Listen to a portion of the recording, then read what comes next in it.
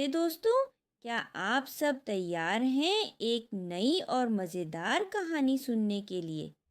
क्या आप सब ने अपनी आंखें बंद कर ली हैं? अगर हाँ, तो चलिए साशा के साथ एक अद्भुत यात्रा पर चलें। आज की कहानी है बोलते हुए तोते। क्या आपने कभी सोचा है कि अगर पक्षी बात कर सकते तो कितना मज़ा आता?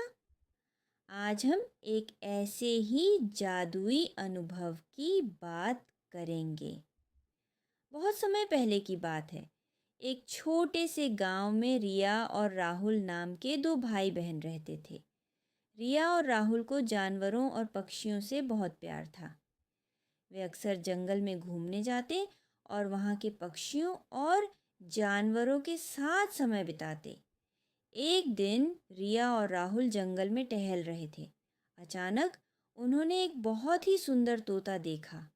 तोता हरे नीले रंग का था और उसकी आंखों में चमक थी।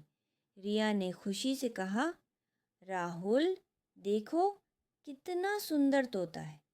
तभी वह तोता बोल उठा, नमस्ते बच्चों, मैं एक जादुई तोता हूँ और मैं तुम्हें एक अद्भुत दुनिया में ले जाने आया हूँ। रिया और राहुल आश्चर्यचकित हो गए। उन्होंने कभी सोचा भी नहीं था कि एक तोता उनसे बात कर सकता है। तोता बोला, अगर तुम मेरे पीछे पीछे आओगे तो मैं तुम्हें एक जादुई जगह दिखाऊंगा। बच्चे उत्सुकता से उसके पीछे चल पड़े। थोड़ी देर चलने के बाद वे एक जादुई बागीचे में पहुंचे। वहाँ हर तरफ रंग बिरंगे फूल थे और हवा में मिठास भरी सुगंध थी। उस बागीचे में और भी तोते थे जो बातें कर रहे थे। एक तोता रिया से बोला, क्या तुम जानती हो, ये जगह ख़ास इसलिए है क्योंकि यहाँ के सभी पक्षी और जानवर बात कर सकते हैं। रिया और राहुल ने उस जादुई बागीचे में बहुत मज़े किए। उन्होंने तोतों से बहुत सी बातें की और उनकी कहानियाँ सुनी। एक तोता ने कहा, हम यहाँ खुश रहते हैं क्योंकि हम एक दूसरे की मदद करते हैं और प्यार से रहते हैं। जब बच्चों का समय समाप्त हुआ तो जादुई तोता फिर से उनके पास आया और बोला, अब तुम्हें वापस जाना होगा, लेकिन याद रखना, इस बागीचे की बातें किसी को मत बताना। रिया और राहुल ने वादा किया कि वे इस रहस्य को हमेशा अपने दिल में रखेंगे।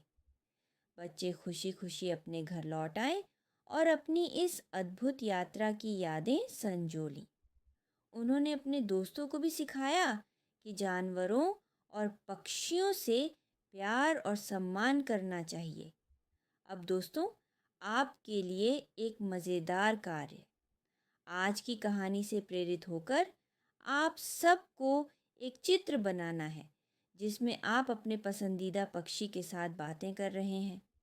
आप अपनी कल्पना का इस्तेमाल करके इसे रंगीन और खूबसूरत बना सकते हैं। तो दोस्तों, क्या आप तैयार हैं इस मज़ेदार कार्य को करने के लिए? चलिए अपनी कल्पना को उड़ान दें और अपनी अद्भुत चित्रकारी दिखाएं। साशा को आपके कार्य की प्रतीक्षा रहेगी